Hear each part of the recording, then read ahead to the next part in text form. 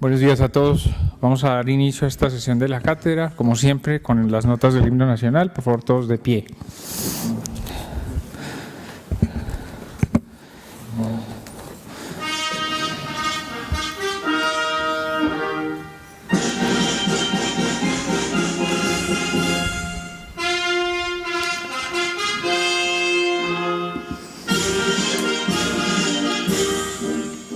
Oh, gloria.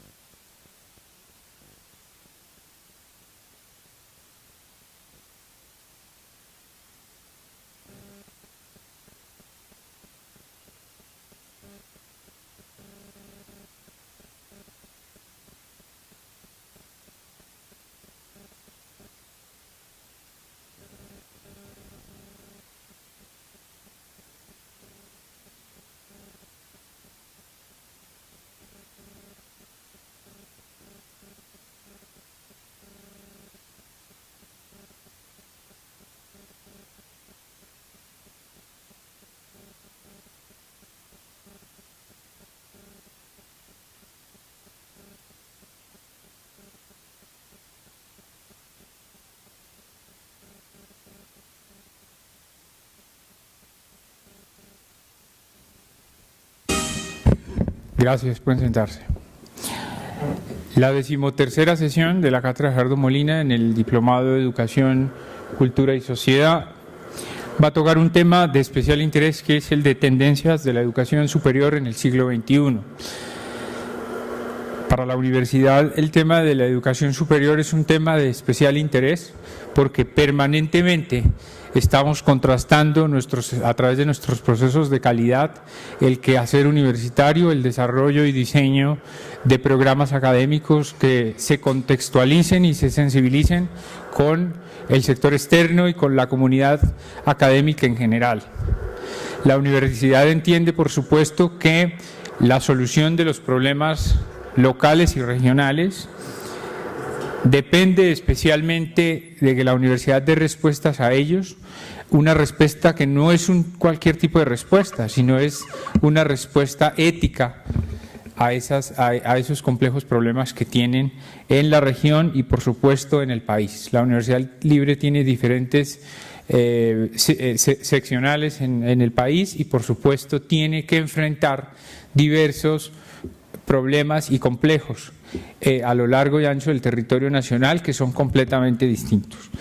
Quiero saludar hoy a un conferencista especial, al doctor Jorge Uribe Roldán, quien nos acompaña el día de hoy. Él muy amablemente aceptado, nos acompañó en unos talleres de internacionalización que fueron muy importantes para la universidad, y lo he querido traer hoy porque Jorge Uribe tiene la visión del sector público y del sector privado, pero además porque es un educador. Acaba de terminar su doctorado en educación en la Universidad Pedagógica Nacional a propósito de este tema de especial sensibilidad hoy.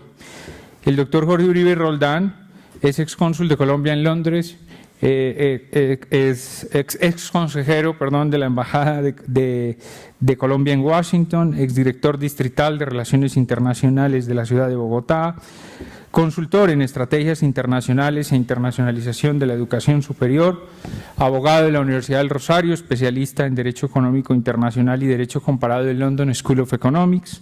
Aparte de eso, y además de todos sus estudios en materias de derecho empresarial, pues ha dirigido y liderado la oficina de ProSport Colombia en Londres, precisamente.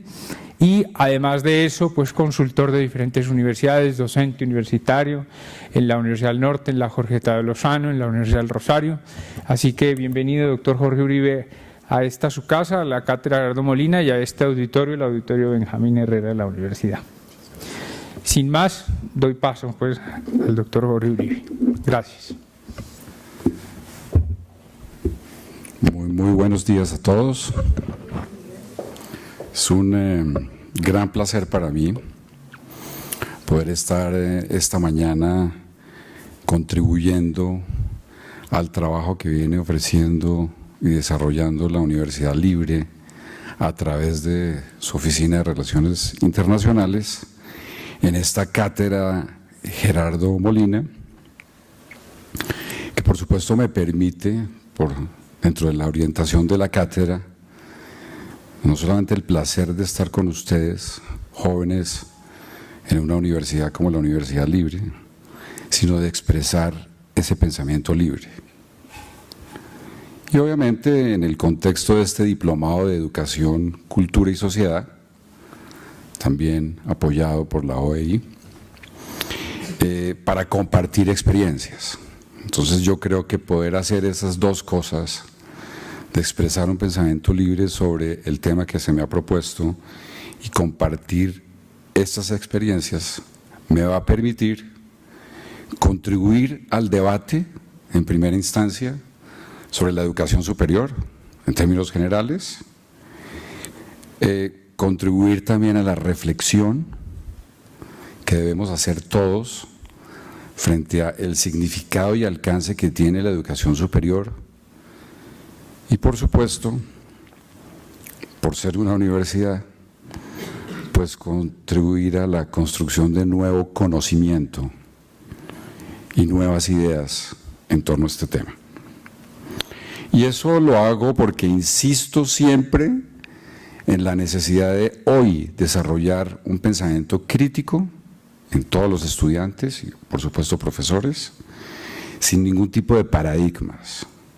Estoy absolutamente convencido de que estamos viviendo un cambio de época, no una época de cambios, y la única manera de entenderla es precisamente haciéndolo en foros de esta naturaleza, donde no solamente expresamos ese pensamiento libre que abre la cátedra Gerardo Molina, sino que nosotros podemos compartir esas experiencias para contribuir. De lo contrario, y es muy frecuente y muy triste encontrarlo en la universidad, personas que hoy, casi en la segunda década del siglo XXI, terminando, siguen pensando con los paradigmas del siglo XX y lo único que hacen es, como a veces lo digo jocosamente, modernizar la obsolescencia. Eso no puede pasar en educación superior. Y efectivamente en la educación superior estamos frente a un total cambio de paradigma, absoluto cambio de paradigma.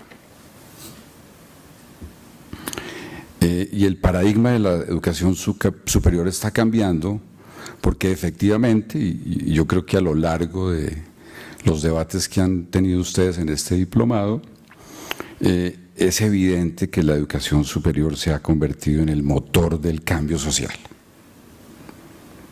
Y ese es tal vez el primer punto de reflexión que quiero dejar. No solamente el desarrollo en términos modernos, ahora lo voy a explicar con un poco más de detalle, sino en el desarrollo del individuo, de la sociedad, de las regiones. Y eso podríamos llamarlo hoy el concepto nuevo del desarrollo, el desarrollo humano sostenible.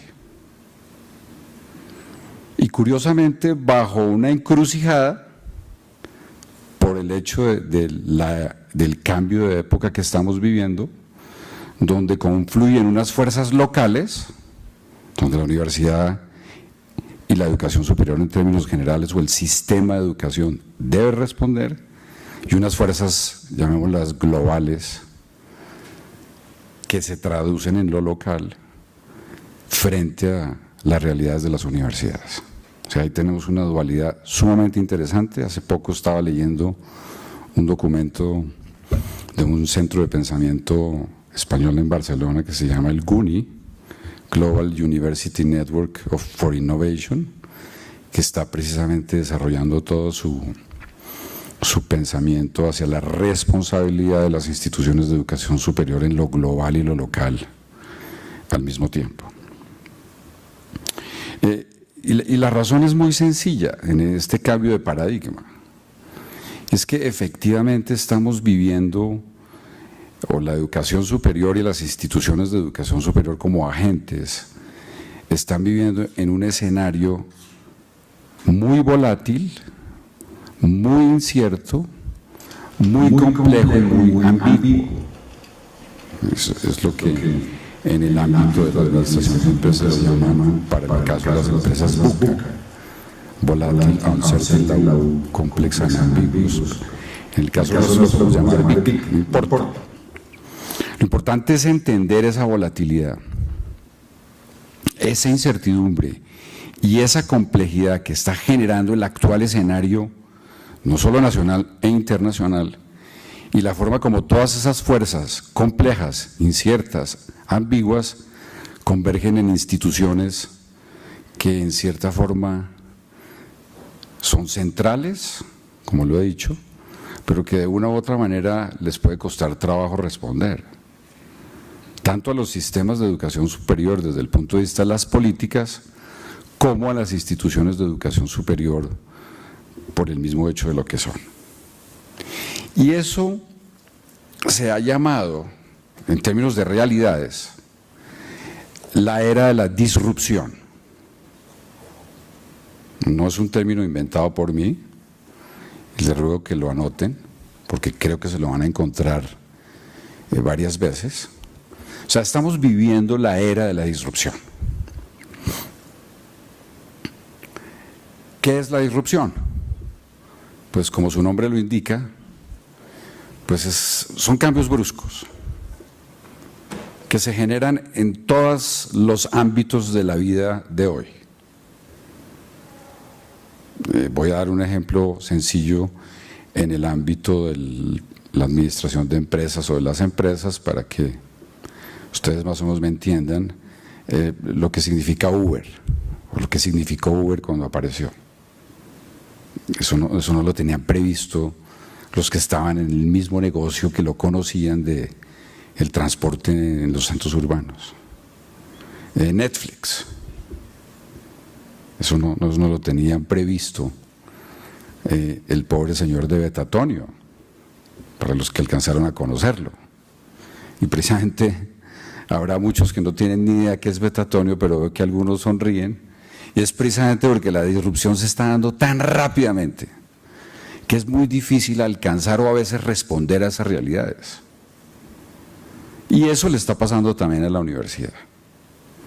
Una era de la disrupción, básicamente, este es un término interesante que acuñó en la Universidad de Harvard el profesor Clayton Christensen, está muy asociado a la innovación, pero es un término que ya tiene el alcance, digamos desde el punto de vista conceptual, para poderlo traer al plano de la educación superior, y está determinado por varias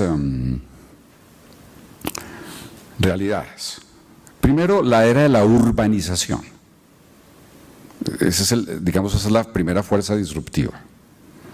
Nosotros nos hemos convertido ya hace más de 10 años en una especie urbana. El ser humano es hoy una especie urbana. Hay más gente viviendo en centros urbanos que en el campo. Y eso ha generado, para la educación superior, por ejemplo, situaciones muy complejas. La proliferación de las facultades de administración de empresas. Pues, nadie pondría una facultad de zootecnia o de estudios agrícolas hoy en día en una universidad, con todo respeto. son importantes, por supuesto, pero ya empiezan a llamarlo agronegocios. Fíjense ustedes ese giro. Pero la urbanización ha generado curiosamente allí algo que ha sido transformador en los últimos 20 años de este siglo. Por favor, cuando hablo de hoy, recuerden eso, si no, a veces la gente tiene la tendencia de volverse a finales del siglo pasado. Y es el surgimiento de una clase media muy fuerte, consumidora. Y eso, en cierta forma, la urbanización también ha ayudado a que se hayan reducido los niveles de pobreza. Indudablemente la gente se viene a las ciudades porque sus estándares de vida y de calidad, en teoría si quieren, pero de todas maneras mejoran en función de lo que significa la vida en el campo, en el mundo. Por favor, no me refieran por ahora a Colombia, después haremos el debate. Esa clase media consumidora ha transformado el mundo moderno, porque accede a toda clase de cosas que antes no podía acceder, entre ellas a la educación, con muchos esfuerzos. Miren nomás ustedes la proliferación de centros comerciales que ha habido en Colombia en los últimos 20 años, o el caos que significa vivir en las ciudades y las implicaciones que eso tiene para el futuro de lo que se conoce ahora como las ciudades sostenibles. Bogotá ya no clasificará para eso, pero se podrá atenuar un poquitico el caos de lo que significa vivir en un centro urbano como Bogotá. La otra, pues por supuesto, es la aceleración del cambio tecnológico. La aceleración del cambio tecnológico hizo que ya nos saliéramos del paradigma de la revolución de la informática y las telecomunicaciones, del que se hablaba en el siglo pasado, porque hoy para nosotros es una realidad. O sea, no sé cuántos de ustedes hayan enviado hoy, en este momento, en los 10 minutos que llevo hablando, un WhatsApp a algún amigo, pero si hacemos una entrevista, una encuesta sincera, de aquí han salido más de 200 WhatsApps en los últimos 10 minutos.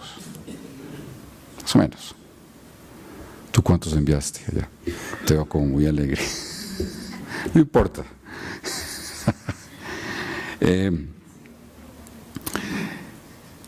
Hay más de 1 trillón de objetos conectados al Internet. Y ya hoy en día hay muchísimas cosas que nosotros, o ustedes, muchachos jóvenes, toman por hecho. No hay que explicarlo. Yo sé que algunos de ustedes le han dado clases a sus abuelas o a sus tías para usar el WhatsApp, porque tienen que hacerlo, son inmigrantes digitales y se vuelven insoportables en el WhatsApp, pero bueno. El otro es el desafío del envejecimiento de las poblaciones en el mundo. O sea, Colombia era un país en teoría de gente joven, pero ya estamos empezando a llegar al umbral de nuestro bono demográfico, o sea, mayor número de gente joven que puede soportar en términos de trabajo a una población que cada vez está viviendo más tiempo. Eso tiene unas consecuencias importantes desde todo el punto de vista, no solamente de lo que significa la salud, bienestar, etcétera, sino de una dinámica que en educación superior se ha llamado la batalla de cerebros, que está generando una enorme movilidad de cerebros. Llamémoslo las migraciones calificadas, para no llamarlo desde el punto de vista nuestro fuga de cerebros. Pero hay países que se están envejeciendo y están buscando atraer de una u otra manera gente joven que pueda de otra manera atender las necesidades de una población que se está envejeciendo muy rápidamente en países desarrollados. Colombia lo sabe y lo negoció en sus tratados de libre comercio, ahora más adelante voy a hablar de eso, donde incluyó la educación no como un bien público, sino como un bien transable. Y ahí estamos transando con países esos términos de la, llamémoslo, de la circulación de cerebros, para no hablar en términos negativos de la fuga de cerebros. Y ustedes seguramente ya, para ustedes no es ningún misterio haber encontrado amigos o parientes o conocidos que están emigrando al Canadá con ciertos privilegios y ya no simplemente como hacíamos los colombianos en el siglo pasado lavando platos en los Estados Unidos. Y con el reconocimiento y el valor de sus títulos académicos. Ahí aparecen una serie de circunstancias muy interesantes de ese factor disruptivo que estoy mencionando. El otro es el mundo smart. No creo que tenga que traducir esa palabra, porque en el caso nuestro era inteligente. Porque además de estar hiperconectados, nos hemos vuelto artificialmente inteligentes. O dependemos ya de inteligencia artificial. En muchos casos. Para los jóvenes eso no es un misterio. Los que tienen Netflix, Spotify, saben que permanentemente Spotify le dice a uno: usted estuvo escuchando esta canción, de golpe le va a gustar esta. Eso no son por allá unos genios de inteligencia de Spotify, sino una máquina que está aprendiendo nuestros comportamientos, nuestros gustos, y de una manera u otra nos los está sugiriendo, por supuesto con propósitos lucrativos. Y eso lleva a otro aspecto de este Smart World en términos de disrupción, que es la ciberinseguridad y el cibercrimen. Y la pérdida de la privacidad en todos los aspectos. Suban una foto a Instagram, a ver qué tan lejos puede llegar. Por supuesto, ahí hay unos temas importantes. Esos 4 fuerzas disruptoras que les he mencionado, pues indudablemente están empezando a converger en la educación superior como parte de ese contexto, en función de unas otras fuerzas que son las que hemos llamado las tendencias o megatendencias del escenario internacional.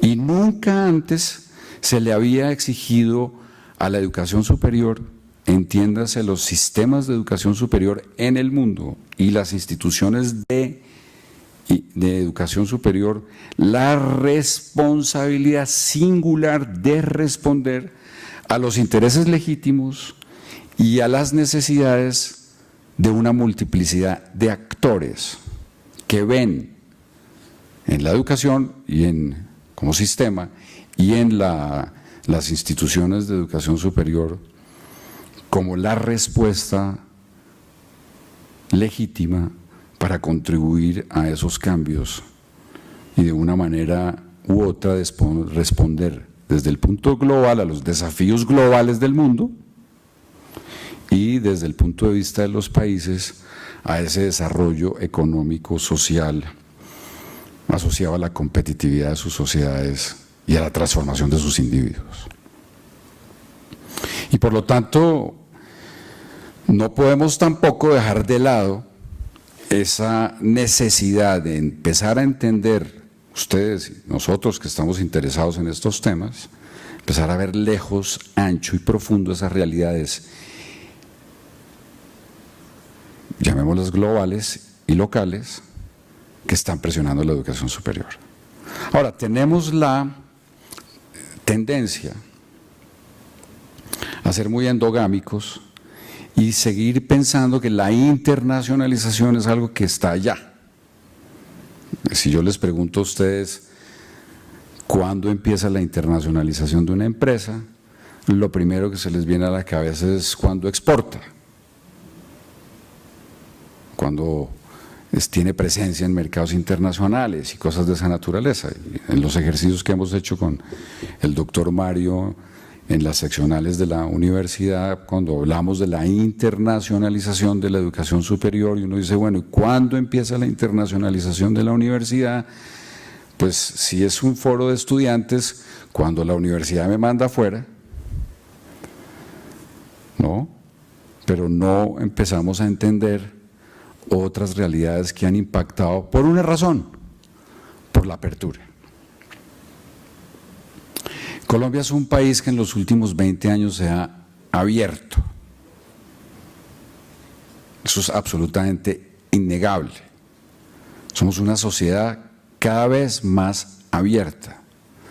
En términos comerciales, pues corrimos absolutamente la frontera a partir de lo que yo llamo la apertura de cuarta generación, donde ya simplemente por cuenta de la multiplicidad de acuerdos regionales de integración que el país ha firmado, ya hay acceso a mercados y ya hoy en día pues se da una dinámica mucho más amplia de esa participación. Muchas de ustedes, niñas, ya no van a Only a comprar suéteres, sino que hacen cola en Forever and 21 o en H&M. Aquí en Oma no van y le dicen Bessie un perico, sino dame un latte, cosas de ese estilo. Afortunadamente hay varios sitios donde todavía uno puede pedirle al Bessie un tintico. Pero de todas maneras, eso ha cambiado las realidades del país. La presencia de una multiplicidad de actores internacionales, no solamente en el campo empresarial. Ya estamos empezando a ver modelos de educación a distancia ofrecidos por universidades extranjeras aquí. Y ya uno empieza a considerar importante esa opción que la opción tradicional de la universidad.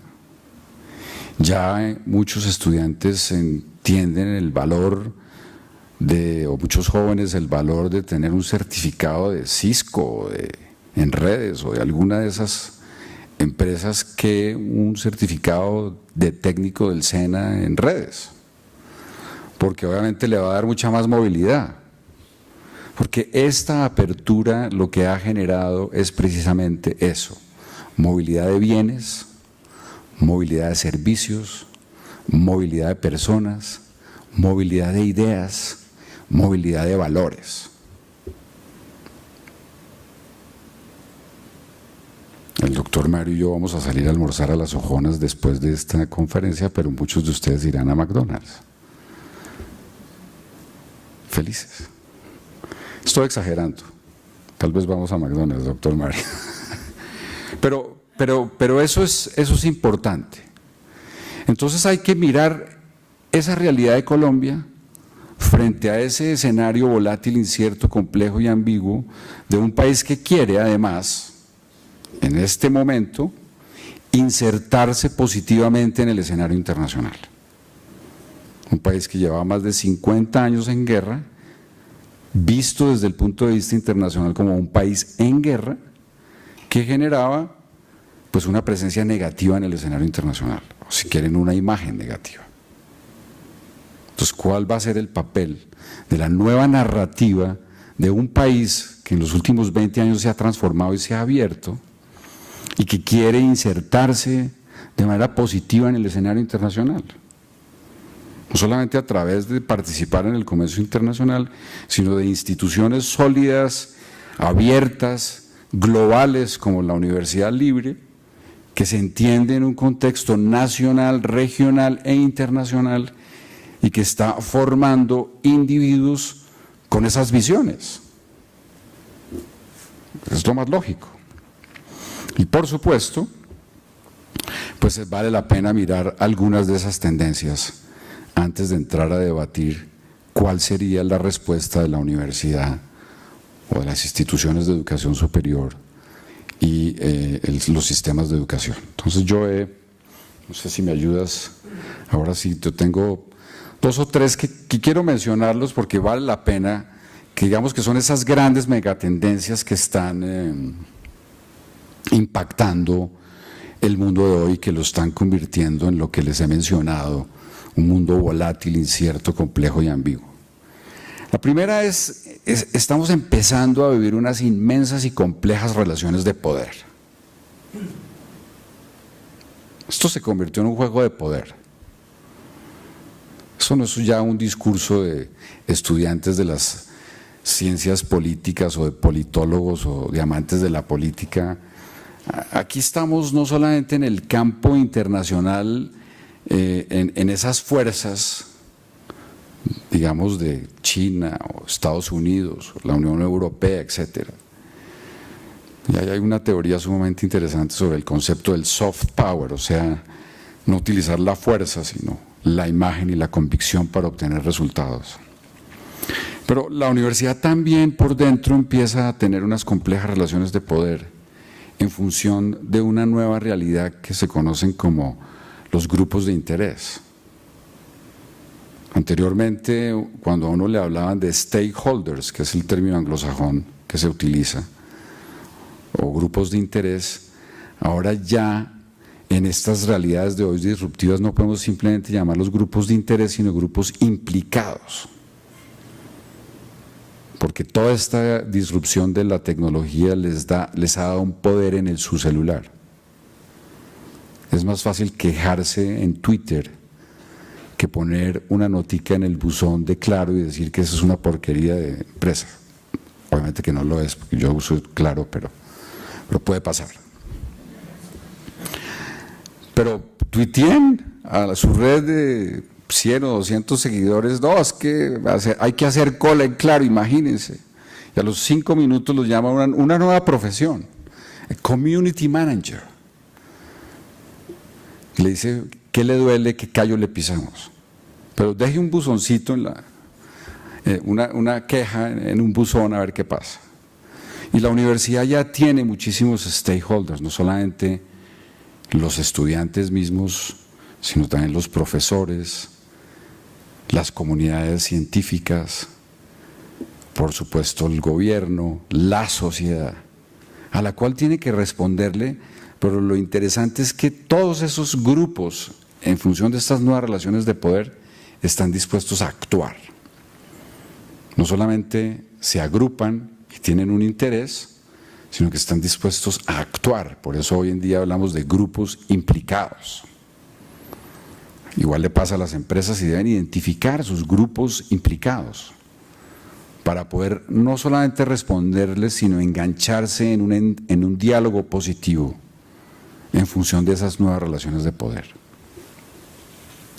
Otro, hay una crisis del modelo democrático y, por supuesto, la crisis del modelo democrático en todas sus facetas, llamémoslo por ahora para ser modernos, fake news,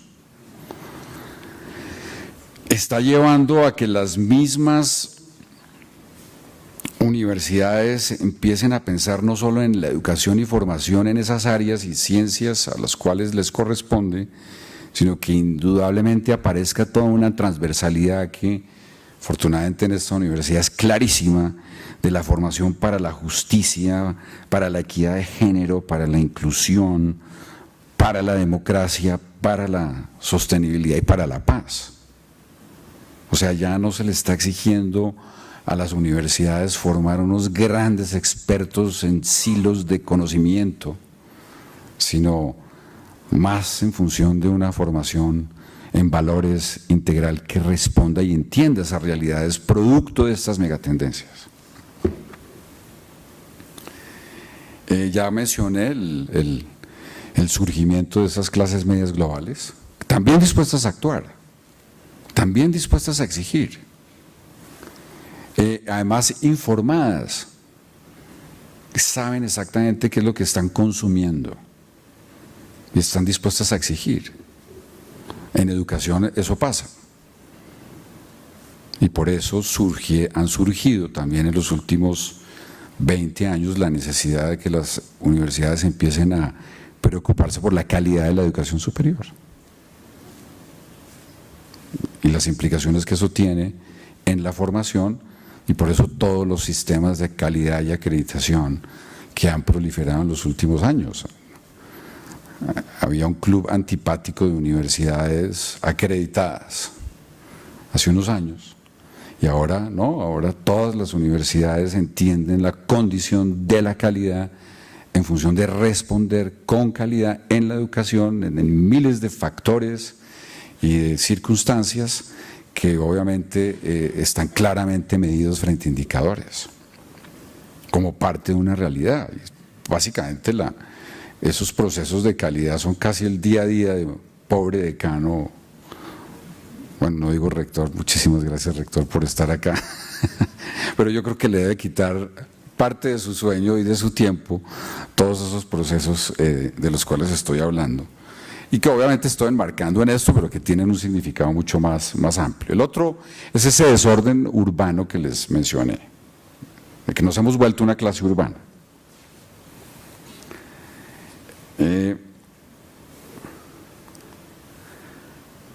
Ya mencioné también el de la conectividad y la digitalización.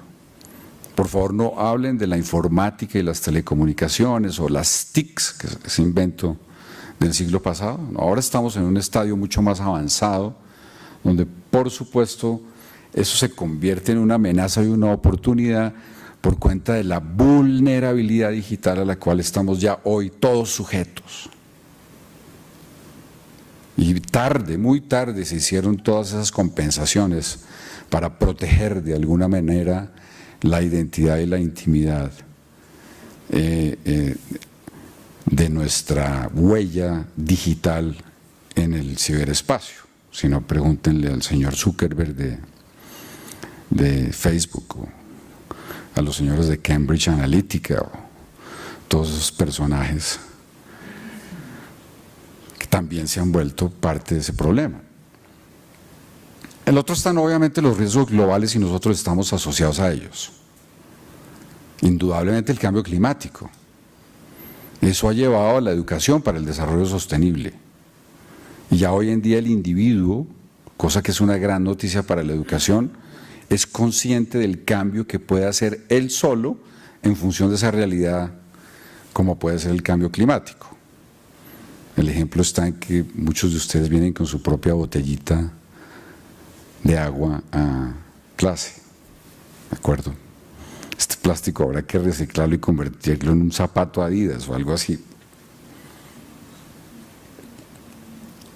Pero ya tenemos una conciencia de eso.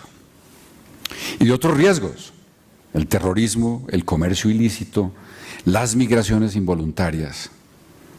Nunca antes Colombia había estado consciente de la realidad y la amenaza que significan migraciones involuntarias de hermanos nuestros en las 5 fronteras que compartimos con Venezuela. Y la tragedia que eso está significando para ellos y para nosotros, pudiendo de una u otra manera resolverse frente a esa enorme movilidad también de personas que se están dando y que la universidad estuvo debatiendo muy interesantemente ayer o antier en Cúcuta en el foro que se organizó sobre las migraciones. Y obviamente pues el terrorismo y el comercio ilícito seguimos también asociados a ellos y pues el cambio climático, que pensamos que eso era un problema por allá de países desarrollados y que se inunden ellos, pues no, tiene esas características. Y aquí vienen los 3 últimos, 7, 8, 9 y 10, los 4 últimos que sí me parece que son absolutamente claves como megatendencias del escenario internacional, que ustedes tengan presentes en el contexto de esta diplomado y de esta cátedra, frente a lo que eso puede significar a manera de reflexión, porque no lo voy a poder desarrollar en el tiempo que tengo, en términos de la educación superior y las políticas de educación superior y las acciones o estrategias de las instituciones de educación superior. Una es lo que se conoce como la cuarta revolución industrial. Veníamos muy contentos hablando de la globalización, pero la globalización ya no es un concepto neutral, tiene amigos y enemigos, Y no podemos seguir hablando de la globalización después de casi 25, 30 años de hablar de globalización que ya trascendió los mercados, sin darnos cuenta de que muchos de esos efectos que generó la globalización en los últimos 20 o 25 años nos han llevado a lo que hoy estamos empezando a conocer como la cuarta revolución industrial. Yo me siento más cómodo ya no hablar de la globalización 3.0, sino que me parece más sensato, o por lo menos más actual, tratar de entenderme como individuo en el escenario de la cuarta revolución industrial. Ese es un término que acuñó hace algunos años el Foro Económico Mundial y que ha venido desarrollando de manera muy interesante, porque aquí lo que hay es una convergencia de todas esas fuerzas, no solamente de la tecnología, de la informática y de la ciencia, en función de la transformación del individuo. Hay un video del Foro Económico Mundial, se los recomiendo, donde hay un premio que otorga la Unión Europea a innovación en el campo alimentario, y el premio se lo ganó un muchacho de 13 años que no ha pasado por la universidad el año pasado, que se inventó un mecanismo sobre el cual uno pincha las semillas de maíz y al pincharlas aumenta la productividad del maíz en el mundo. Y él se ganó el premio. Y le preguntaron, bueno, ¿usted cómo hizo para llegar a esta innovación? Me dijo, no, es que yo desde que tengo 8 años soy interesadísimo por este tema y he visto en internet y en YouTube todo lo que ha salido sobre este tema. Entonces, estamos frente a unas nuevas realidades del conocimiento. Entonces la batalla de la inteligencia se da es en las universidades y de ahí es donde también se da la batalla del conocimiento. Y si hemos hecho ese tránsito de la sociedad de la información a la sociedad del conocimiento, ¿de qué tipo de conocimiento estamos hablando?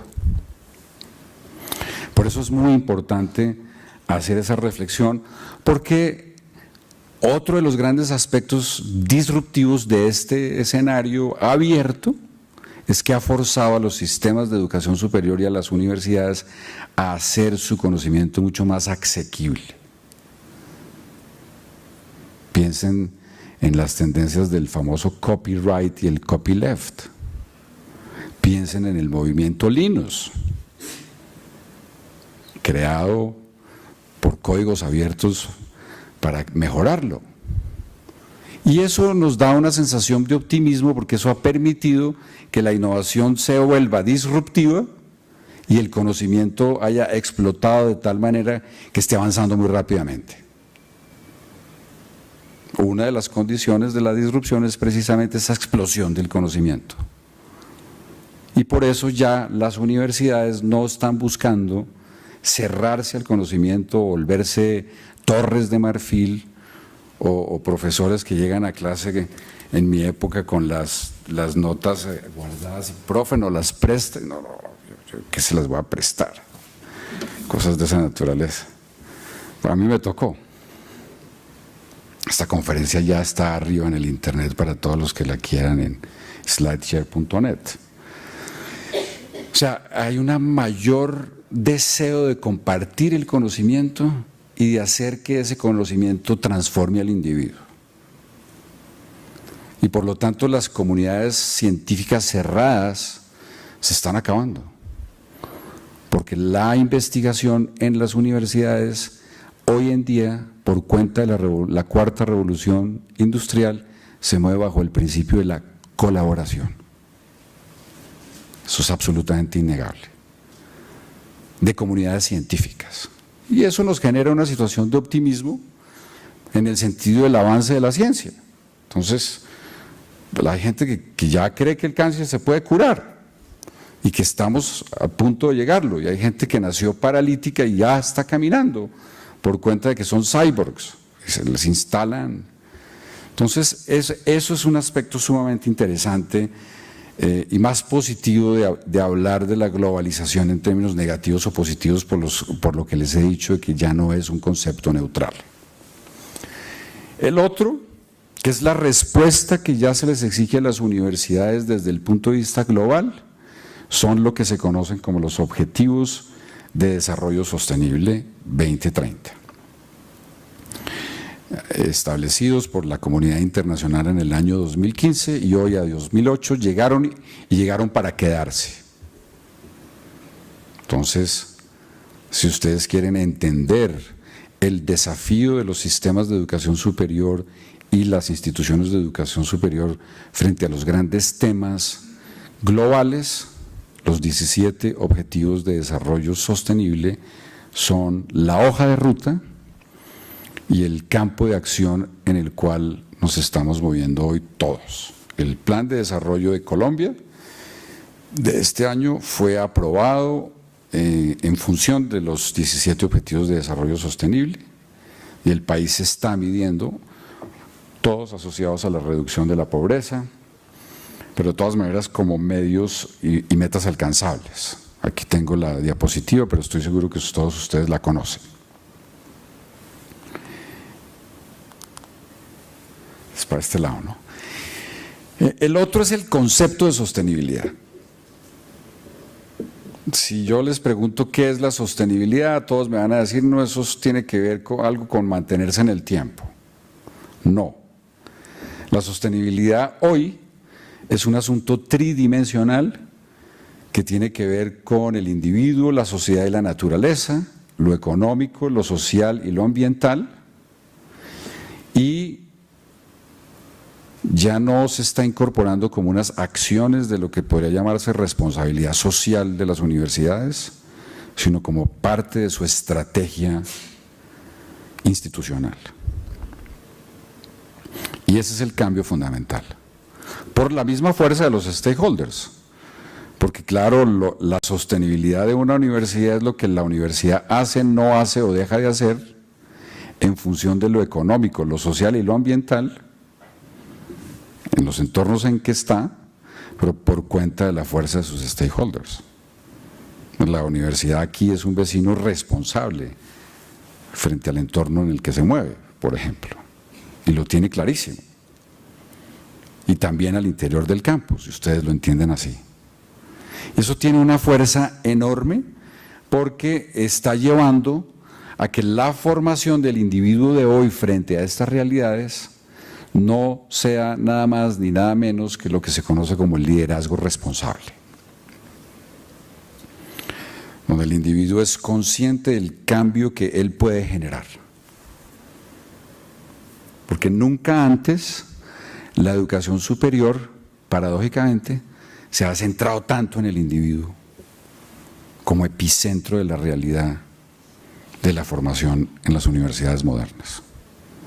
Y ya las universidades se están moviendo en procesos de liderazgo responsable que convierten el campus básicamente en un lugar absolutamente plano en términos horizontales, donde ya no existen esas discriminaciones o diferencias y donde ya hay una conciencia mucho más clara de lo que se está haciendo a nivel de la universidad, y eso ya es una frontera que la universidad ha logrado romper. Entonces, pues, ¿cuánto llevo, doctor Mario? ¿Cuánto me queda? 1 hora, perfecto. Entonces aquí sí ya, pues obviamente lo que quiero es entrar en algunos temas, pero sí dejarles a ustedes la reflexión de si efectivamente estamos en un cambio de época o en una época de cambios. ¿Cuál es el significado y alcance que tienen esas nuevas fuerzas o megatendencias que están pasando en el mundo? Yo he agrupado 10, pero ustedes pueden, como dicen ahora, googlear megatendencias y encuentran pues todas las que quieran en los diferentes sectores. Frente a un escenario volátil, incierto, complejo y ambiguo, de carácter disruptivo, que está presionando con mucha intensidad las instituciones de toda naturaleza, al individuo, a los países y está cambiando esa realidad en lo que podríamos llamar esta nueva era de la cuarta revolución industrial. Obviamente aparecen varios temas ya directamente asociados con la educación superior. A mí me parece que las grandes megatendencias son, en principio, esas tres que mencionaba. Los cambios demográficos, la cuarta revolución industrial y todo esto del smart world o de la explosión digital. ¿Y cuál es la razón? La razón es muy sencilla, esto ha generado una enorme movilidad. Ya lo dije, de bienes, de servicios, de ideas, de valores, de instituciones, que están volcándose o cayendo con mucha fuerza, tanto en los sistemas de educación superior como en las instituciones de educación superior, ya a lo largo de 20 años han llegado a transformarlas. En términos de sistemas de educación superior podríamos decir que vamos un poquito más lentos, pero afortunadamente las universidades, por su propio carácter, llamémoslo para ser fieles a la teoría de la educación, por su propia autonomía, han podido transformarse. Ustedes miran la Universidad Libre hace 20 años y la miran hoy, seguro rector, es otra cosa. Cambiado totalmente. Y está respondiendo y se está obviamente adaptando. En el caso del trabajo que hemos hecho con el doctor Mario, pues llevamos, y la universidad lleva, pues varios años de lo que se llama un proceso de internacionalización de la educación superior, que ya no está exclusivamente asociado a lo que les decía al comienzo, de que la internacionalización de la educación superior es que yo pueda salir a estudiar en el exterior. Entonces sí, la Oficina de Relaciones Internacionales de la universidad es una agencia de viajes. Eso ya no es, afortunadamente. Pero eso lleva a que las respuestas sean más internacional, mucho más flexible, mucho más abierta, mucho más integrada y transdisciplinar, donde la formación no solamente sea para el trabajo. Además, la cuarta revolución industrial está cambiando el futuro del trabajo en términos de lo que significa la automatización, el uso del tiempo, las distancias, la desintegración del espacio laboral. Muchos de ustedes no se coinciden en una oficina enfrente a un computador con un teléfono, algunos con una secretaria o en un cubículo. Eso ya afortunadamente cambió. Ya están considerando como horas de trabajo el tiempo que uno gasta en el Transmilenio contestando correos electrónicos de la oficina. ¿Cuánto se gastó en el Transmilenio? Y si trabajó en el Transmilenio, pues lo que pude. Ahí, 3 horitas, perfecto. Salga a las 2. Estoy anticipando un poquito a esas decisiones de futuro, pero el futuro del trabajo está cambiando también. Además debe ser multicultural y el concepto de cultura empezó a cambiar al interior de la formación del individuo. Ya estamos mucho más expuestos a las culturas, precisamente por esa apertura a los gustos. Y el análisis multicultural y cultural es una realidad en la formación de hoy, muchísimo más humanista. Qué delicia estar en la Universidad Libre, uno respira ese aire humanista en todas partes, porque es parte del ADN de la universidad, en la formación. Y obviamente ya no endogámica. Afortunadamente también las universidades dejaron de ser una torre de marfil y rompieron la frontera geográfica, la frontera del currículum, la frontera del diploma. Se están rompiendo. Y eso es muy importante. Entonces, ¿cuáles son esas consecuencias de esas fuerzas? Pues obviamente tiene que ver con las políticas y las estrategias de las universidades, pero producto de una serie de cosas que se están dando en educación. Entonces, en el campo de los cambios demográficos, por ejemplo, hay un problema de la explosión de la matrícula. Con los problemas que tenemos en Colombia, y ahí voy a mencionar, o me voy a detener un minuto, en un tema que yo lo he llamado 3D. O sea, no se puede hacer universidad moderna hoy si en las políticas y estrategias de los cuerpos directivos de la universidad no se tiene en cuenta un trinomio que es el acceso, la financiación y la calidad. No pueden ir separados. Para hacer universidad es necesario entender las condiciones de acceso, financiación y calidad juntos, producto de esta realidad, de la explosión de la matrícula, de la urbanización, del acceso, la cobertura, la equidad, la feminización de la matrícula. Obviamente el carácter de todos estos millennials, las migraciones calificadas, etcétera, etcétera. En el caso de Colombia, y ahí hay otro problema, es el concepto de la idea de la educación desde el punto de vista privado o público. Argentina, por ejemplo, y ayer creo que hubo unas manifestaciones en Argentina. En Argentina es una política que la educación es pública y gratis. Es inconcebible una universidad con matrículas altas, pues, muy pocas las universidades. El Estado es consciente de la necesidad de que si la educación es el motor del cambio social debe financiar la educación. Eso en Colombia desafortunadamente no se nos dio por miles de factores.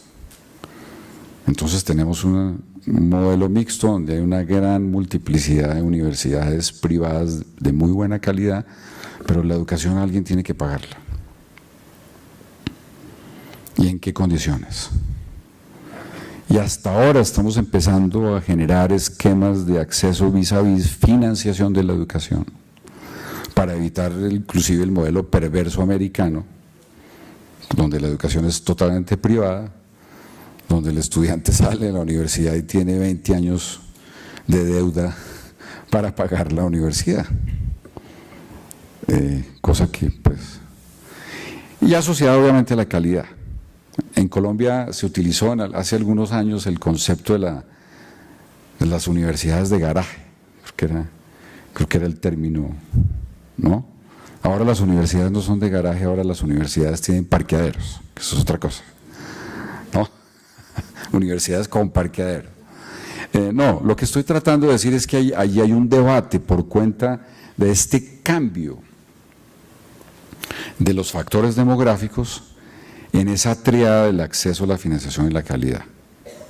El gobierno ha hecho esfuerzos en lo que se llamaba el curso, el Serpilo Paga y una serie de circunstancias, pero todavía son elementos muy poco desarrollados frente a esa inmensa cantidad de colombianos, producto de lo que ha significado el surgimiento de una clase media que quiere acceder a la educación y no puede. Y la responsabilidad que hoy tienen los que sí pueden acceder. Por eso al estudiante vago, en mis clases yo siempre le digo, tú sabes que ese puesto que estás utilizando ahí, hay 25 colombianos detrás, parados, que quisieran sentarse ahí y no pueden. Entonces, eso se va a transformar, afortunadamente. Las universidades en Colombia son conscientes y el país va en esa dirección. Lentamente, por las condiciones del país, pero indudablemente allí tenemos que trabajar muy fuertemente en esa triada, porque ya el sistema, pues convertirlo en público sería muy difícil. El otro, que también me voy a referir ahora, del tránsito de la globalización a la cuarta revolución industrial, es el hecho de la mercantilización de la educación superior. Algunos la llaman la McDonaldización de la educación superior. ¿Eso qué es?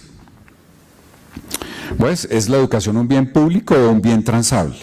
Pregunta de reflexión para esta cátedra. Algunos países consideran que la educación es un bien transable, porque es un servicio. ¿Qué países? Pues en el año de 1994, Estados Unidos, Australia, Japón, Nueva Zelanda, incluyeron la educación como servicio en las negociaciones de la OMC, Organización Mundial del Comercio, del Acuerdo General del Comercio en Servicios. Fíjense lo interesante, sacaron el debate de la educación superior de la UNESCO y se lo llevaron a la Organización Mundial del Comercio, a la OMC. Y el argumento era ese, ¿qué es la educación? ¿No? Pues la educación es un derecho del individuo. No, señor, es un negocio. Y se puede comercializar. Y ahora les voy a mostrar los diferentes modos de prestación de servicios. Eso cambió, por supuesto, el debate de la educación porque empezaron a aparecer nuevos proveedores y se dejó de hablar de educación superior y se empezó a hablar de educación terciaria transfronteriza, que es como la conoce el Banco Mundial hoy en día. El Banco Mundial no habla de educación superior, la llama ETT o la educación terciaria transfronteriza. Y ahí aparecen nuevos proveedores de educación superior que pueden hacer negocio a través de los 4 modos en que se prestan los servicios a través de las fronteras. Eso es bien interesante. Y eso llevó al problema también del reconocimiento de títulos. Y no van a pensar que me lo estoy imaginando, voy a darles ya el primer ejemplo del modo 2 de prestación de servicios de educación que se llama consumo en el extranjero. Australia, en los últimos 20 años, creó su segunda industria de exportación más grande con un letrerito que dice estudie en Australia. Creo que todos conocen el letrerito. Y con ese letrerito Australia convirtió la educación superior australiana en su segunda industria de exportación más grande. ¿Por qué se llama el modo 2 de prestación de servicios? Porque el que atraviesa la frontera es el consumidor. Entiéndase, por favor, consumidor estudiante, que va y viaja a Australia a recibir servicios de educación.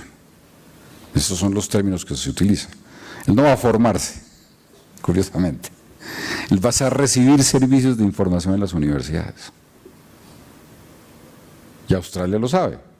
Además, pues contrata servicios de alimentación, servicios de hospedaje, servicios de entretenimiento, mientras puede, compra libros, etc. ¿Quiere Australia que esos estudiantes se queden?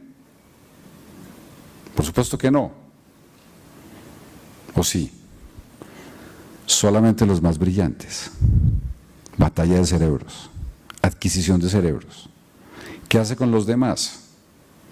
Pues negocia en sus tratados de libre comercio con Estados Unidos, por ejemplo, que los títulos académicos expedidos por las universidades australianas tengan valor en los Estados Unidos sin que tengan que ser reconocidos o homologados, a excepción de algunas ciencias como la medicina o el derecho, donde hay que calificarse con los cuerpos profesionales.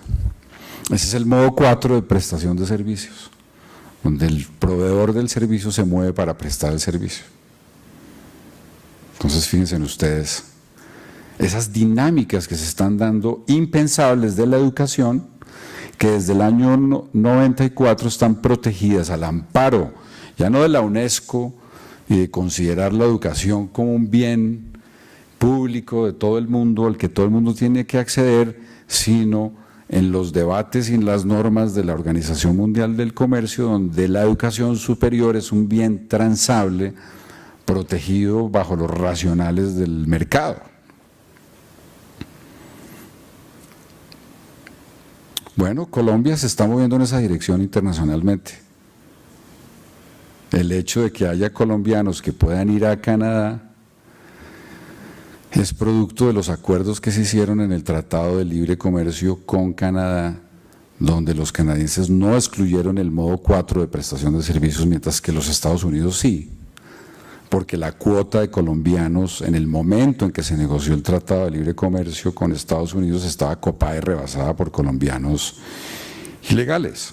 Nos tocó esperar casi 2 años a que viniera Barack Obama a la Cumbre de las Américas en Cartagena, porque eso fue el año 2012, y nos trajera de regalo la visa B1 o B2 a 10 años, que es la que le otorgan, bueno, no sabemos hasta cuándo, creo que ya casi no, a los colombianos normales, que es la que llamamos visa de turismo, pero que ahí adentro está la posibilidad de poder desempeñarse legalmente en los Estados Unidos por esos 90 días, saliendo y volviendo a entrar en algunos tipos de profesiones asociados con el diploma que uno tenga. ¿Qué pasa a los 10 años cuando yo voy a renovar mi visa y he estado viajando cada 90 días a los Estados Unidos legalmente? Pues que adquiero estatus migratorio, y lo más probable es que me renueven la visa con la posibilidad de empezar a desarrollar procesos de estatus migratorio diferentes a los de esa visa, que me permitirían o que me van a permitir quedarme en los Estados Unidos. Entonces esa es una forma. Y por el otro lado pues está las visas americanas, la famosa I-20, que se le da a todo estudiante que paga y que está matriculado para hacer maestrías en los Estados Unidos, y cuando obtiene su maestría, pues no solamente obtiene su diploma, sino la posibilidad de que cambie su visa por un estatus migratorio automático, porque a los Estados Unidos, a pesar de lo que diga el señor Trump, le sigue interesando la atracción de las migraciones calificadas.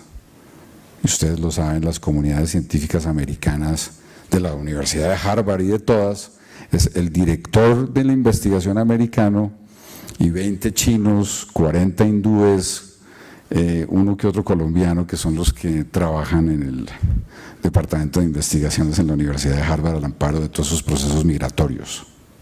Entonces, fíjense lo interesante, el aspecto que eso tiene, o las facetas que eso tiene desde el punto de vista de la mercantilización de la educación superior. Y pues ya que expliqué el modo 2, que es el consumo en el extranjero, donde el estudiante atraviesa la frontera, y el modo 4, donde uno va temporalmente y se regresa, pues voy a explicar el modo 1, que es cuando el conocimiento viaja a través de las fronteras, el mismo conocimiento. Eso no es nada más ni nada menos en educación que la gran realidad de la educación virtual, donde el conocimiento viaja a través de las fronteras. De ahí aparece la proliferación de lo que se conocen los MOOCs, los Massive Online Open Courses, que uno simplemente se puede matricular y le mandan a uno el diploma. Puede hacer uno el curso y $15 para pagar el diploma. Yo tengo como 3 MOOCs, doctor Mario, he hecho. La Universidad de Harvard y MIT ya estuvieron por aquí,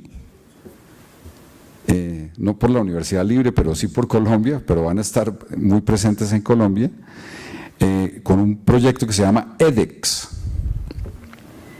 que lo tienen con la Universidad Javeriana, la Universidad de los Andes, recientemente con la Universidad del Rosario, y abierto a todas las universidades que de una u otra manera quieran asociarse con esas universidades en el proyecto edX, para convertir 1 o 2 o 3 de sus cursos en unos cursos asociados a la oferta de formación de Harvard y MIT en el mundo. Entonces, todos estos aspectos de la educación online son el modo 1 y las universidades lo entienden así y lo están comercializando. Cualquier universidad puede perfectamente poner, además del video bien, una cámara y transmitir las conferencias y pasarle la cuenta en dólares a otra universidad.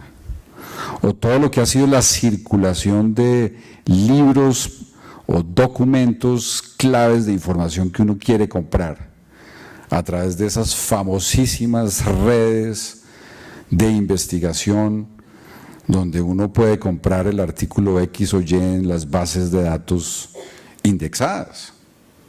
Eso se volvió un negocio maravilloso. Hay unos señores que tienen unos nombres horribles, pero bueno, el señor Scopus y el señor Cielo, y bueno, una serie de cosas. Eso es educación en el modo 1,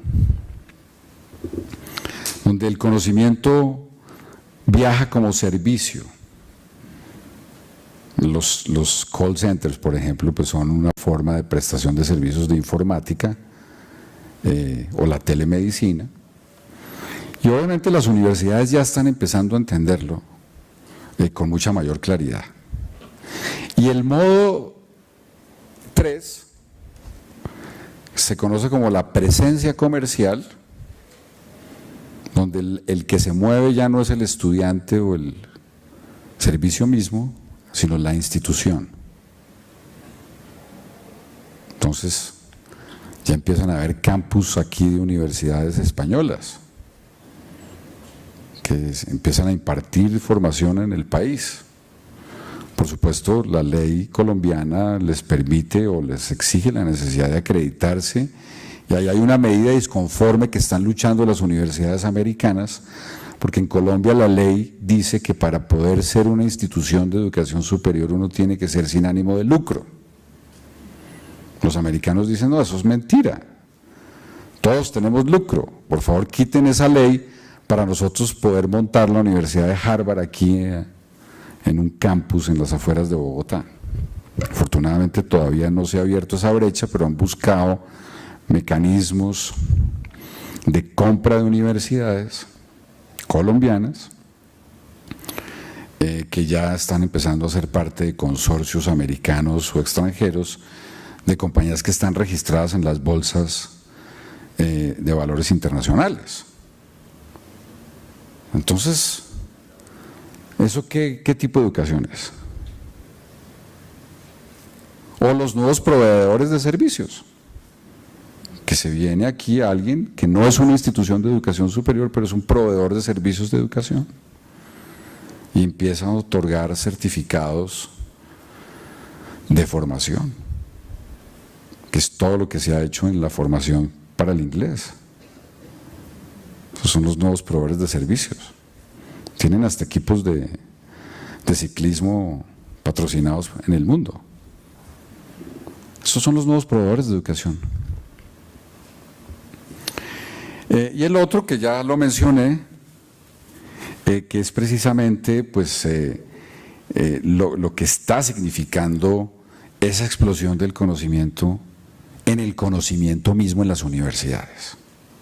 Pues que eso es una gran realidad.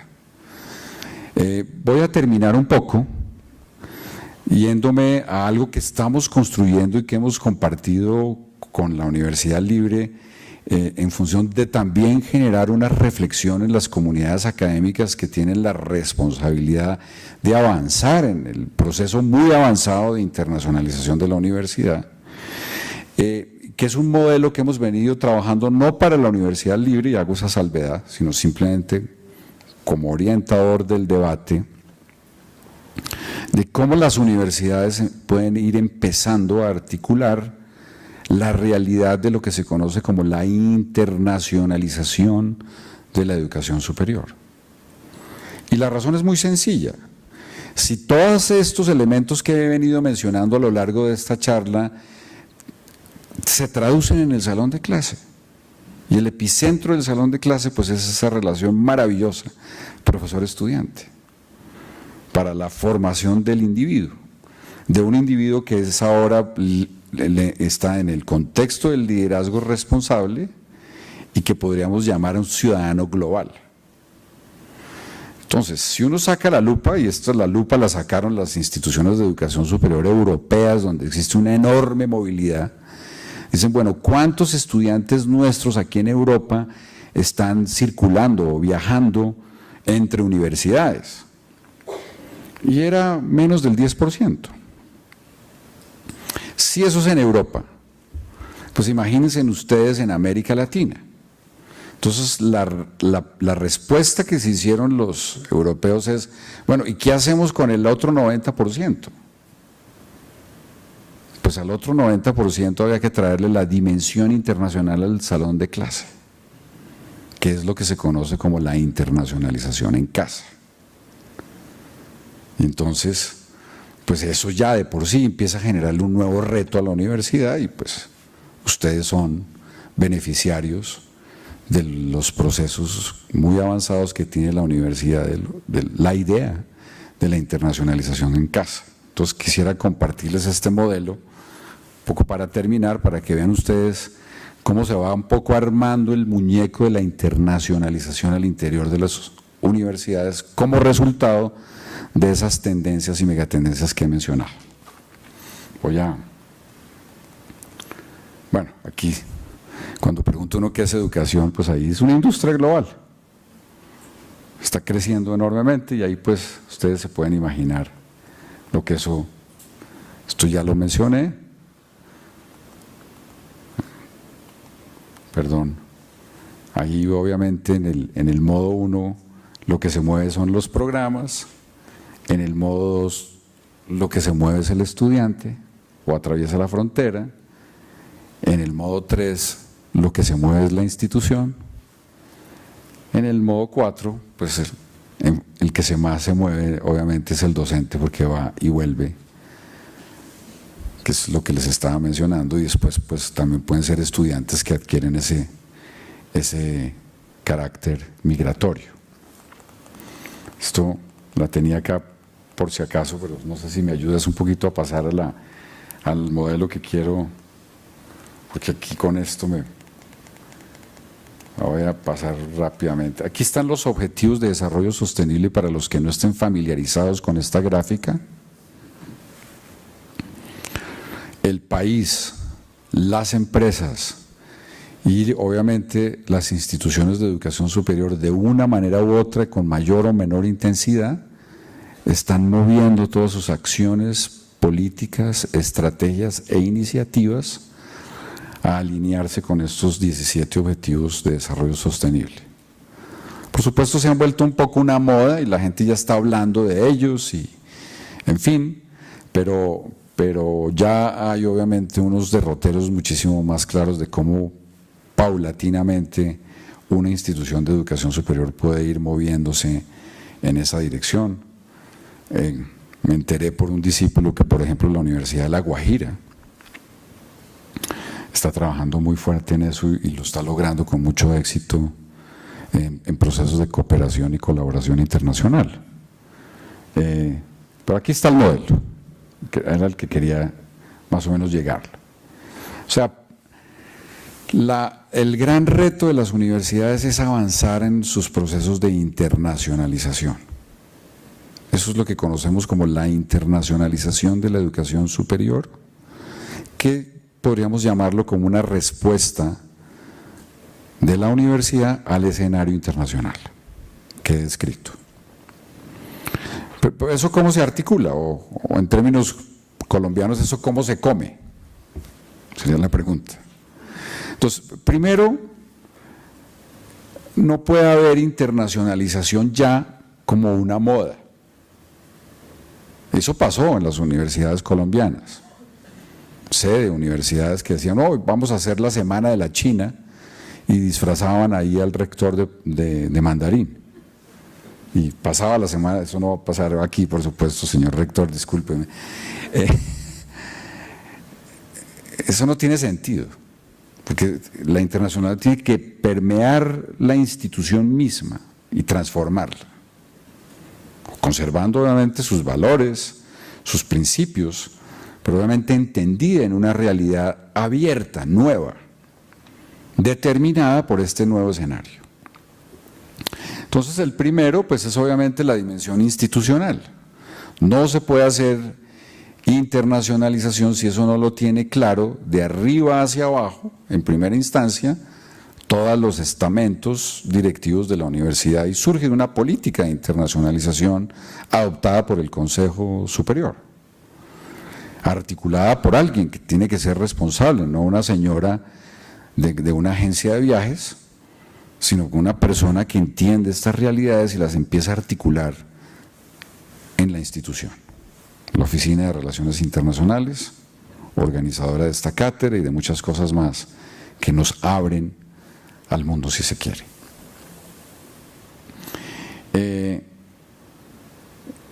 Está asociada a la calidad. Hasta hace muy poquito el gobierno colombiano incluyó la internacionalización y algunas solamente pequeñas características como elementos a considerar de la calidad y la acreditación institucional, que es lo que se conocen como las características asociadas a la visibilidad de la universidad en el contexto internacional. Pero por lo menos ya el gobierno empezó a incluir ese factor de internacionalización como parte de la calidad. Y obviamente pues hay que empezar a recoger digamos todo el panorama que se da a lo largo de una universidad. Obviamente hay facultades que tienen una mayor proyección internacional que otras, pues la Facultad de Relaciones Internacionales, o la Facultad de Negocios Internacionales, o la Facultad de Comercio Internacional, pues a ellos les va a quedar mucho más fácil empezar a inyectarle elementos de la dimensión internacional al currículum, si se quiere, o a la visión de sus estudiantes, que a la Facultad de Enfermería o otras facultades. Curiosamente, muchas facultades de enfermería van mucho más avanzadas, inclusive por ese diálogo que existe entre comunidades de las áreas de la salud tan interesante. Y eso funciona sobre la base de un principio que ya se está utilizando de las universidades de clase mundial, conocido como la gobernabilidad favorable, que no es fácil darla porque pues las relaciones de poder siempre implican, pero básicamente el principio de la gobernabilidad favorable es un poco como dejar hacer. Y la universidad de por sí es una institución. A mí a veces me preocupa cuando se trata de equiparar las universidades con las empresas y se dice, no, es que esta universidad se maneja como una empresa, ¿no? Y esas asociaciones de los principios de la administración de empresas asociadas a la gestión académica a veces son peligrosas, porque la universidad acepta muchísimo más el disenso. O sea, en una empresa alguien no está de acuerdo con lo que dice el gerente y uno dice, bueno, muchísimas gracias, aquí te vas y listo, chao pescado. No, las universidades tenemos esa gran fortuna donde el diálogo, el debate, la reflexión, el disenso hacen que la universidad, pero obviamente también hay que manejarla porque uno no puede decir, bueno, nos quebramos y listo y chao pescado.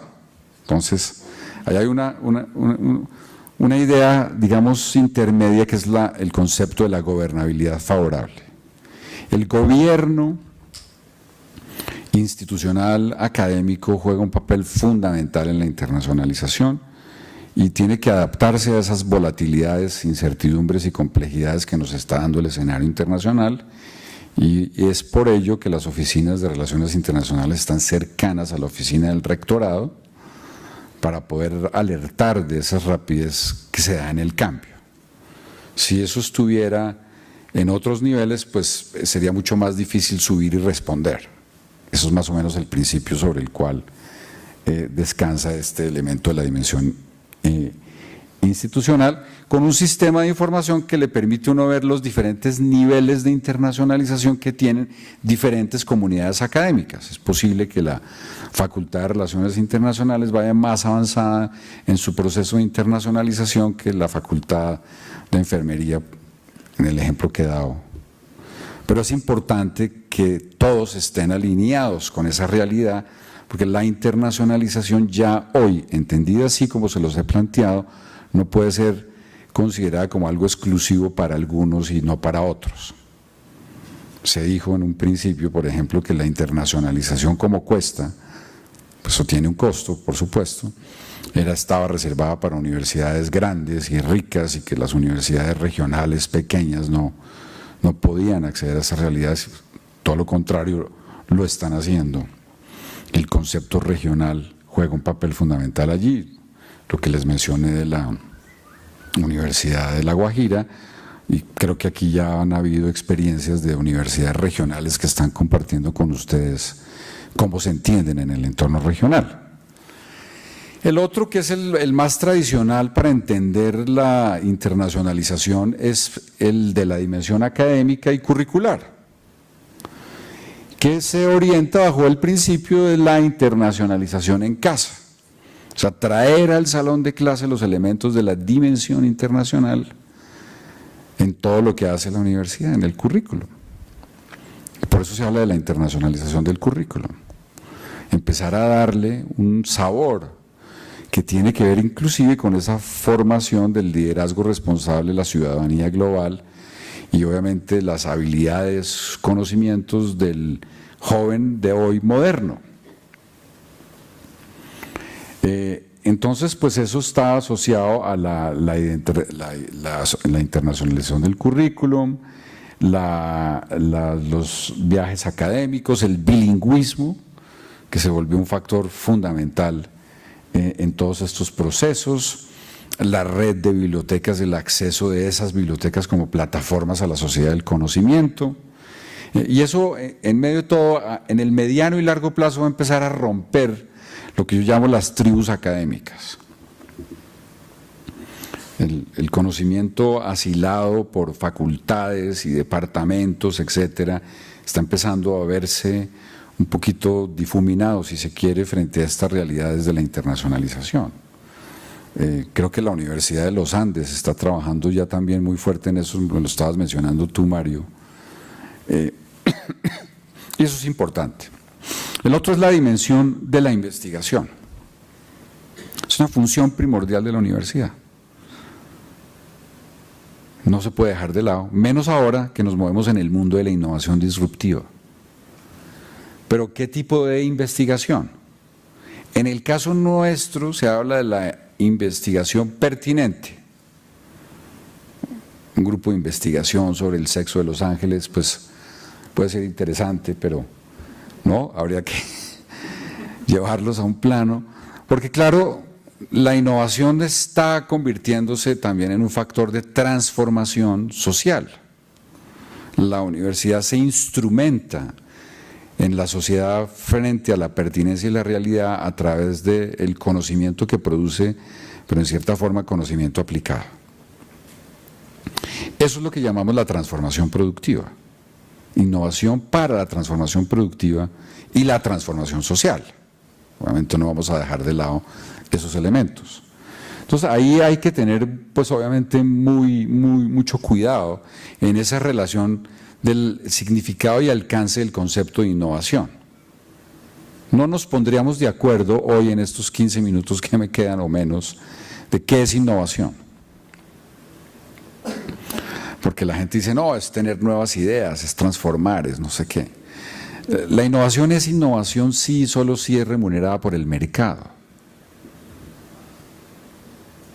por las fuerzas del mercado. Si no, es una idea que no tuvo éxito.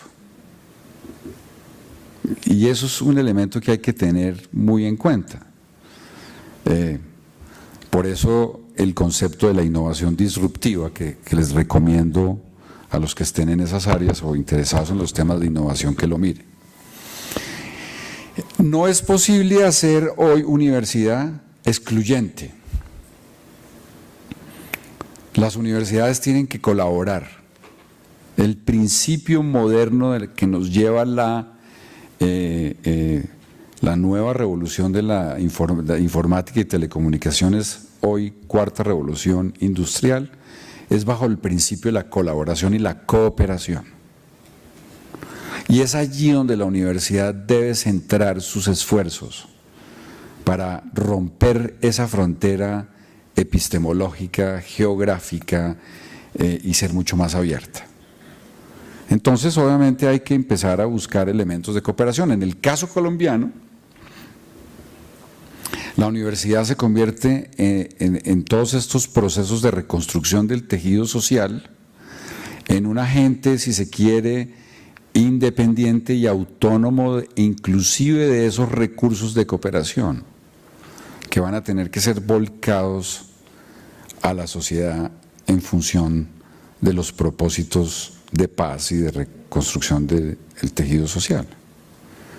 Entonces las universidades tienen que trabajar en procesos de cooperación y colaboración que de una u otra manera aumenten el carácter de representatividad de la universidad en ese contexto mucho más ampliado que implica esa necesidad de buscar y gestionar recursos internacionales donde la universidad es un receptor autónomo y válido y reconocido de esos recursos. Y el otro, yo le he llamado la dimensión del desarrollo, la dimensión del desarrollo humano sostenible, en el ámbito global hacia los objetivos de desarrollo sostenible que les mencioné, pero en el ámbito de Colombia, hoy, frente a la realidad de hoy, a la construcción de paz. Precisamente por el reto y la responsabilidad que tiene la universidad en los procesos de inclusión, de equidad y de democracia y justicia que todos anhelamos. Tiene que surgir de la universidad y del compromiso de la universidad y de sus individuos que salen al mundo, llamémoslo, con esos valores que implica la necesidad de asegurar ese desarrollo humano sostenible.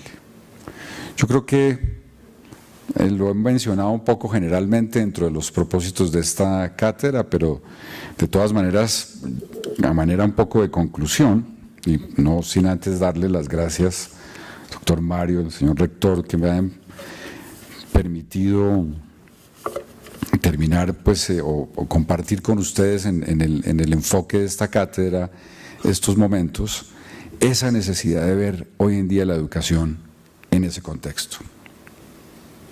Un contexto mucho más abierto, un contexto global y local a la vez, donde se convierte en el factor fundamental y el motor del cambio social.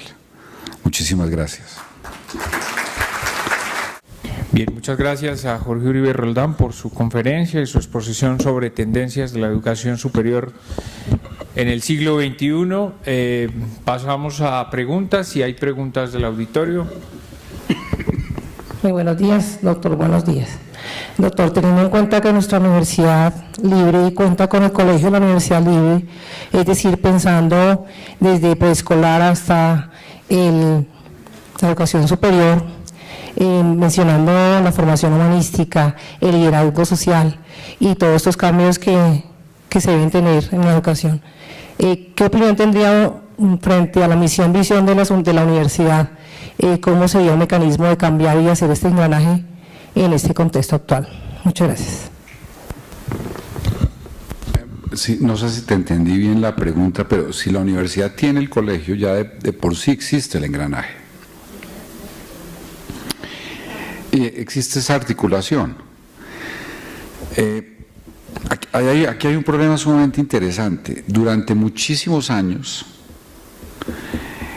las políticas, o por lo menos las directrices internacionales que se daban a partir de la UNESCO, el Banco Mundial y de todas las instituciones internacionales y organizaciones que estaban interesadas en el desarrollo, la reducción de la pobreza, etcétera, consideraron que hay que impactar muy fuerte la educación básica y la educación media y dejar de lado la educación superior o terciaria.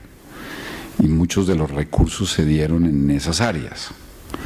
Sin embargo, ya muchos países han logrado, Colombia es uno, digamos, superar la barrera del analfabetismo y de la exclusión en la formación básica y media. Y hoy en día algunas instituciones, digamos, en el plano, tenemos ese problema en términos de resultados, de echarnos la culpa de la formación de los individuos.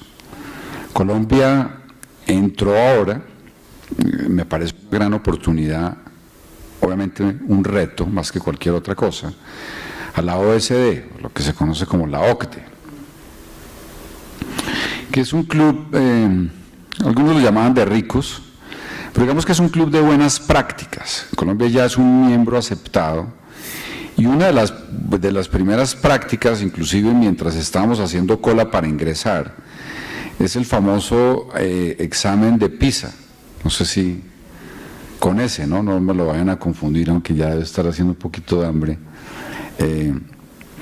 Y el examen de PISA lo que hace es medir el nivel de formación de nuestros estudiantes de 15 años en las áreas de pensamiento, literatura, matemáticas, etcétera, y nos fue sumamente mal. O sea, nuestros jóvenes de 15 años no saben leer, los que saben leer no entienden lo que leen, a duras penas escriben y saben escribir un poco de manera descriptiva, o sea, saben resumir, pero no saben extractar lo que existe, y cuando llegan a la universidad pues llegan con ese problema y empieza el dolor de cabeza. Entonces ahí sí, pues por supuesto tenemos ese reto, que ya es un poco más claro a nivel de las políticas públicas del país por la pena que el país ha pasado ya en 2 o 3 ocasiones en ese examen de PISA. Y sí, claro, hay que trabajar en esa articulación. Básicamente en función de eso, del pensamiento crítico. Y yo creo que la Universidad Libre sí es muy consciente de eso, porque hace parte de sus principios. Hay otras universidades que menos, pero yo creo que ese es un campanazo para el país en términos de formación. Y está más asociado a las políticas públicas. Jorge, tengo una pregunta en relación con el tema regional y local. Nosotros en Colombia tenemos complejos problemas, universidades regionales que hacen grandes esfuerzos por sacar adelante sus procesos académicos y de formación, es decir, tienen un papel que a veces no tienen otras universidades en el mundo, que es capacitar a unas personas que buscan el acceso, la inclusión y la oportunidad, ven a la universidad como un factor para salir de la pobreza. La pregunta que quiero hacerle es, hay universidades, y tú lo sabes porque sé que has trabajado este proceso en universidades regionales, no todo el mundo quiere viajar, al contrario, hay gente que quiere sacar adelante su región, porque se siente identificada con su región. La pregunta es cómo estos procesos, estas tendencias del siglo XXI pueden aplicarse a procesos regionales de desarrollo. En realidad, más que yo entiendo que nos tenemos que incluir a procesos globales, pero hay un fuerte contenido local que creo que nos merece también un reto importante. Sí, eso es súper clave. El país fue un país cerrado, un país endogámico por muchos años. Nos levantamos todas las mañanas a mirarnos al ombligo y sentir que Colombia era el centro del planeta. Y así se forman nuestros estudiantes. Por ahí tenía una gráfica que no la incluí, donde sale el mapa al revés y vemos a Colombia ya no en el centro del mundo, sino como parte de la dorsal americana del Arco del Pacífico, con otras realidades. Y obviamente las regiones colombianas son muy diversas y muy dispersas, regional, geográfica y culturalmente, No es lo mismo hacer educación en Bogotá que en Quibdó o en Riohacha. Y ahí sí hay un factor importante. Por primera vez la apertura, cuando se empezó a hablar de apertura en Colombia en los años 90, apareció el concepto de competitividad regional, un término que no se utilizaba. En Colombia no se habla de competitividad. Entonces se ha empezado a trabajar en la competitividad de las regiones, tratando un poco de entenderse a sí mismas. Una de las que ha avanzado muchísimo, por ejemplo, es la región cafetera. Por la tragedia que fue, por ejemplo, estar aferrados la economía social a las fluctuaciones internacionales del precio del café. Y empezaron a ver que había que hacer algunos cambios, y pues hoy en día la zona cafetera, la región cafetera, uno dice, bueno, también allá como que piensan en turismo, cosas de esa naturaleza. Y eso llevó a las universidades a colaborar entre sí.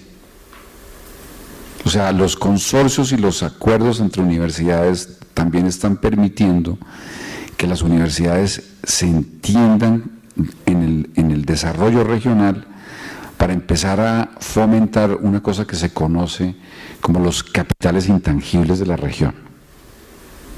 Hay un profesor chileno que ha venido aquí a Colombia, que se llama el profesor Sergio Bacier, no sé si tú lo has oído, que habla de cómo es tratar de extraer de las regiones esos capitales intangibles, ponerlos en función de su propio desarrollo y no esperar que llegue el gobierno central, pues la mano mágica que transforme la región. Ese es uno de los grandes retos que tiene el país, y obviamente ahí la forma como el país está organizado políticamente no nos va a ayudar, y no creo que los políticos nos vayan a dejar a seguir avanzando, pero las realidades se están dando.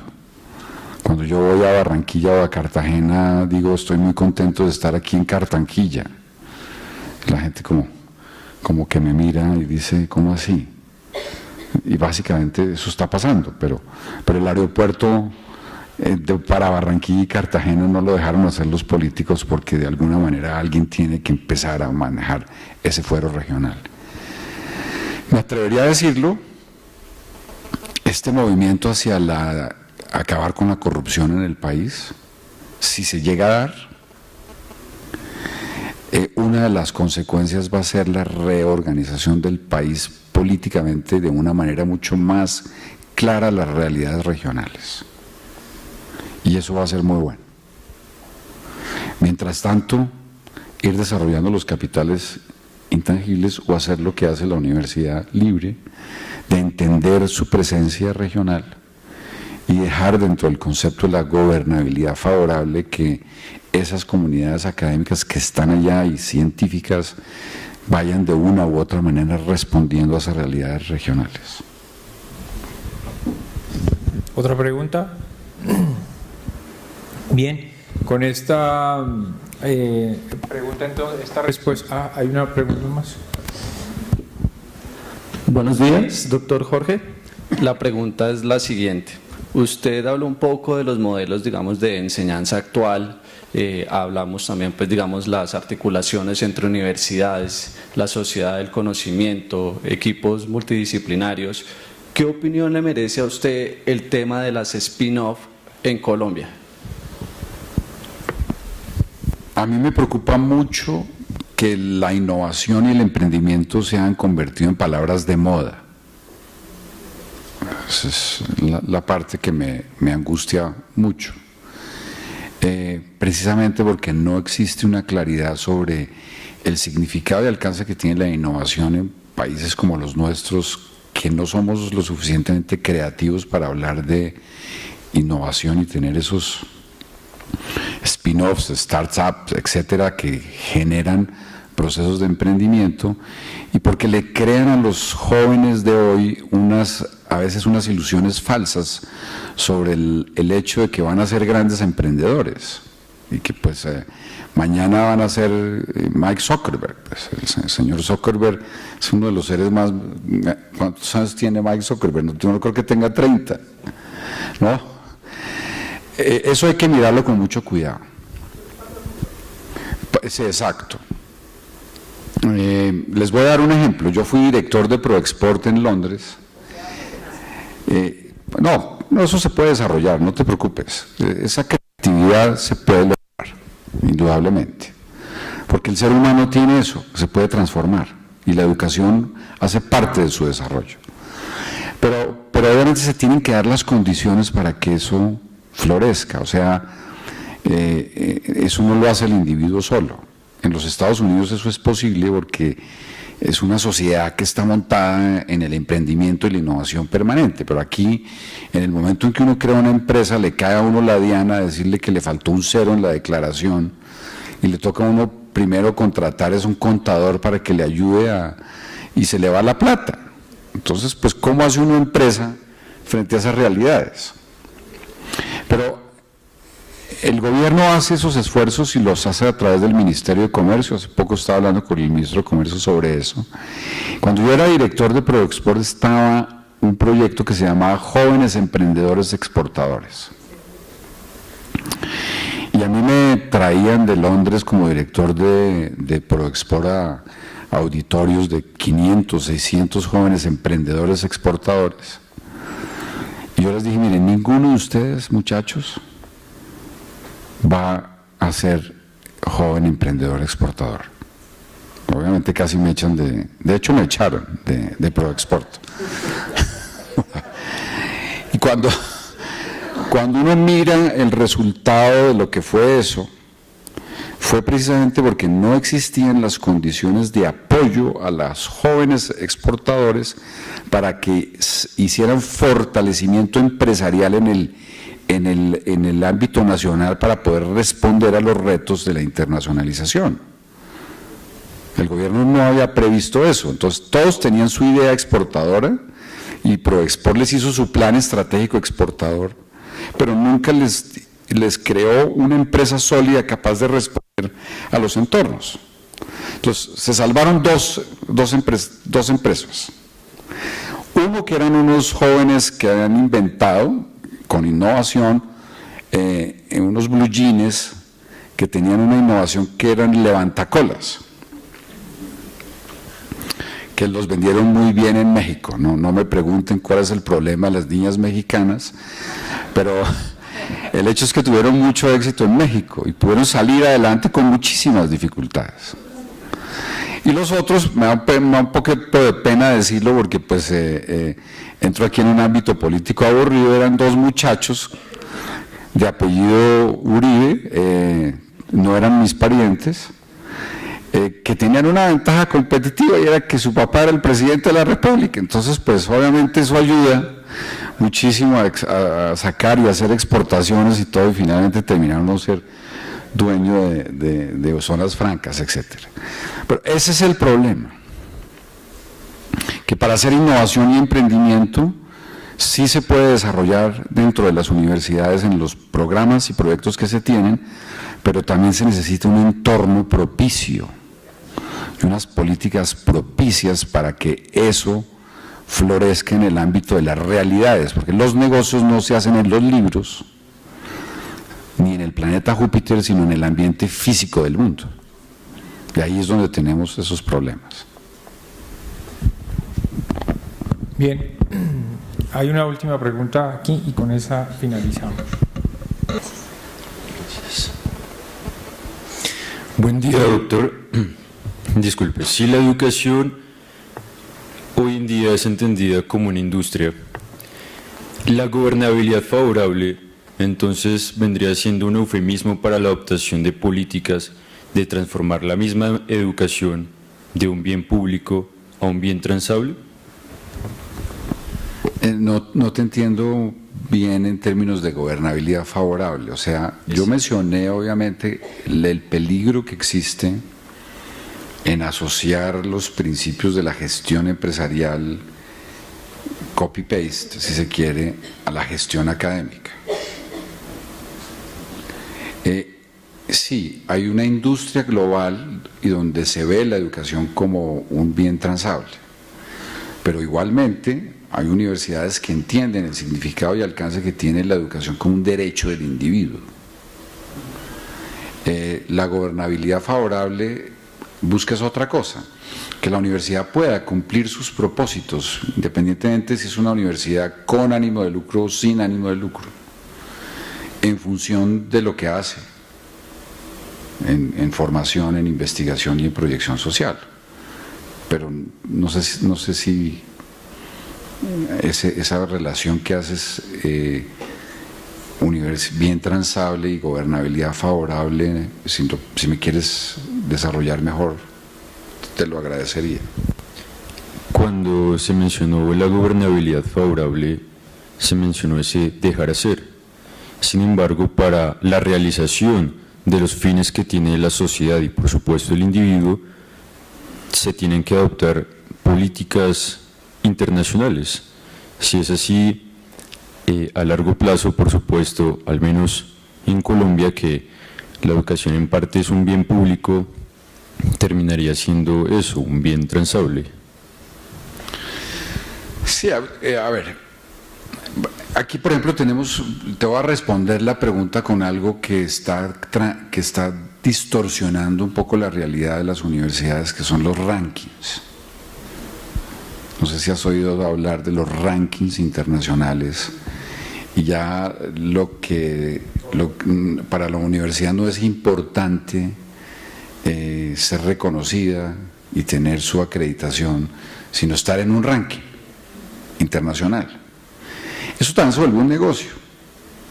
De hecho, hay universidades, y esta es una, que quiere identificarse, y yo se lo he oído al doctor Mario varias veces, y ser reconocida por lo que hace y lo que es, por la tradición además que tiene, de muchísimos años. Y no que mañana digan, no, es que la Universidad Libre está en el puesto 10 del ranking internacional de universidades. Entonces sí, existe el riesgo de que moverse en esas direcciones, ya creo que te entendí, de una educación vista bajo los ojos de la competitividad y la exclusión, rompa el principio de la gobernabilidad favorable en función de sacrificar algunas cosas por otras. Te voy a dar un ejemplo. La Universidad Javeriana nunca cerrará su facultad de teología, así no de un peso.